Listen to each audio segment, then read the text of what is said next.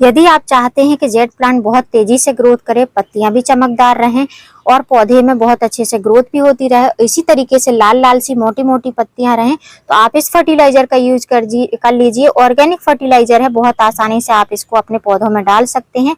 इसके optional fertiliser भी हैं, वो भी बता दूंगी। तो अगर आपने कटिंग से पौधे लगाए हैं, जैसे कि मेरे पौधे लगे हुए हैं, तो अगर आप इस फर्टिलाइजर को डालेंगे तो कटिंग बहुत तेजी से ग्रोथ भी करेगी, स्टेम काफी अच्छी मजबूत रहेंगी, पत्तियां बहुत ही थिक रहेंगी। जेट प्लांट एक बहुत ही शुभ प्लांट होता है और वैसे ही ये बहुत ही हार्डी प्लांट भी होता है। कुछ लोग इसको जब लगा लेते हैं एक दो बार अपने गार्डन में, तो ये बहुत आसानी से कटिंग से भी लग जाता है। ये जो आप देख रहे हैं, ये सभी कटिंग से लगे हुए प्लांट हैं। कटिंग से लगे हुए छोटी छोटी सी टहनियां थी जो कि अब प्लांट का रूप ले रही हैं। इसमें बहुत सारी कटिंग लगी हैं। किसी वीडियो में आपके साथ में मैंने कटिंग लगाना बताया था, वही है, जो कि एक भी कटिंग इसकी गली नहीं है, पूरी ही कटिंग बहुत अच्छे से चल रही है।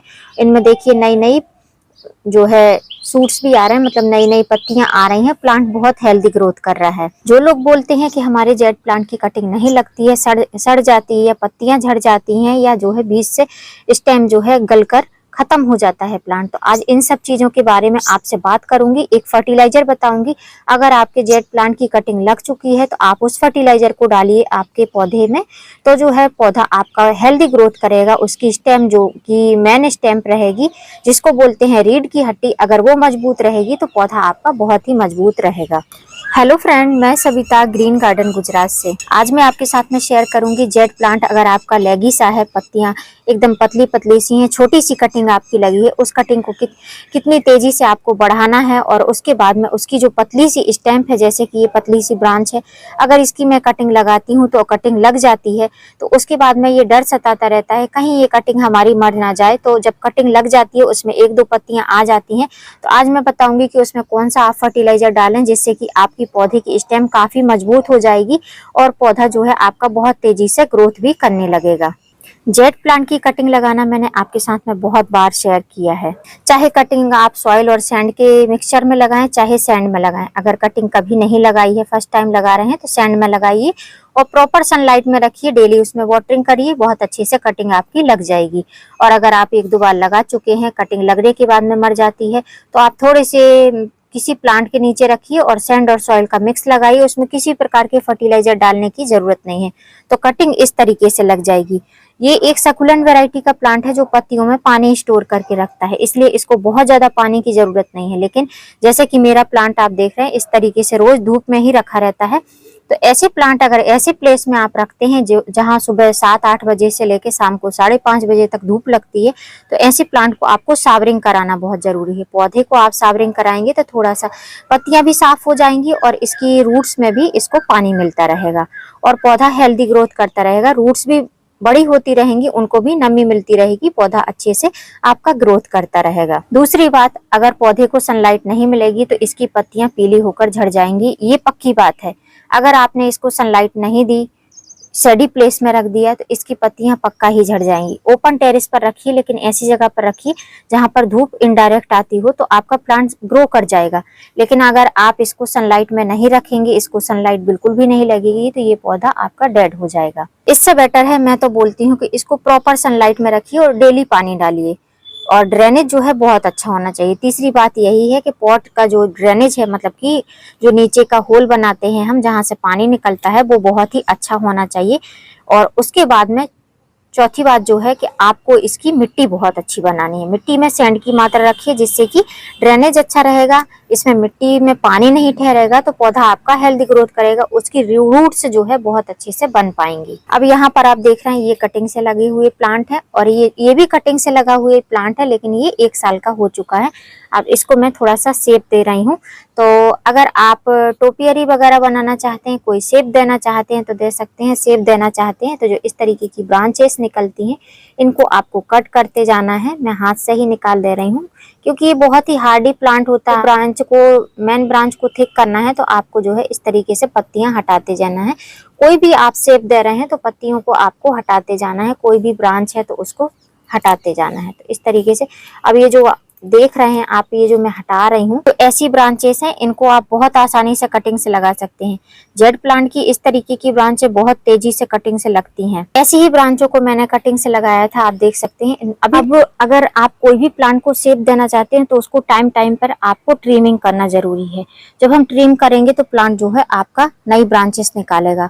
तो मैं जो है यहाँ से इस तरीके से ट्रिम कर दे रही हूँ और इन कटिंग को हम लगा लेंगे। बहुत ही हेल्दी कटिंग है, तो जितना ही आप ट्रिम करेंगे प्लांट उतना ही बुशी बनेगा। इस तरीके से सभी ब्रांचेस को आप जितना चाहें उतना ट्रिम कर सकते हैं। मैं थोड़ा सा कहीं ज्यादा कर रही हूँ, कहीं कम कर रही हूँ। इस तरीके से इसको ट्रिम कर दे रही हूँ, क्योंकि मुझे एक ट्री टाइप का शेप चाहिए जो कि ऊपर की साइड ही रहेगा और ज्यादा नहीं। तो उस तरीके से मैंने नीचे से पूरा इसको खाली रखा है, तो कुछ इस तरीके का शेप दे दिया है। तो ये जो है मेरा एक टोपियरी टाइप का बनकर रेडी हो गया है। अब इस तरीके के ट्रंक अगर आपको चाहिए तो किस तरीके से आप जो है छोटे छोटे ब्रांच से कटिंग लगाने के बाद में उन कटिंग को हेल्दी और मोटा बना सकते हैं। जैसे कि आप देख रहे हैं, ये पॉली बैग में लगा हुआ छोटा सा कटिंग से लगा हुए 2 पौधे हैं, एक छोटा है एक बड़ा है। तो अब इनको हमको हेल्दी एकदम ब्रांच इनकी मोटी रहनी चाहिए, स्टेम जो है इनकी थिक रहनी चाहिए, लेगी लगी नहीं। किसी किसी की क्या ब्रांचेस ऐसी लेगी लगी सी रहती हैं, एकदम झुकी झुकी सी, ऊपर की स्टेम भी गलने लगती है। तो उसके लिए आज मैं आपको उपाय बताऊंगी। ऑर्गेनिक ही है, आप चाहें तो केमिकल भी यूज कर सकते हैं, दोनों ही ऑप्शन बताऊंगी। ये जो आप मेरे हाथ में देख रहे हैं, ये पाउडर जो है आपके पौधों की स्टेम को बहुत तेजी से बढ़ाएगा। तो आज मैं इसमें डालकर दिखा रही हूँ। बहुत ज्यादा नहीं डालना है, ऑर्गेनिक है, इसकी मात्रा अगर ज्यादा भी हो जाएगी तो आपको कोई भी नुकसान नहीं होगा।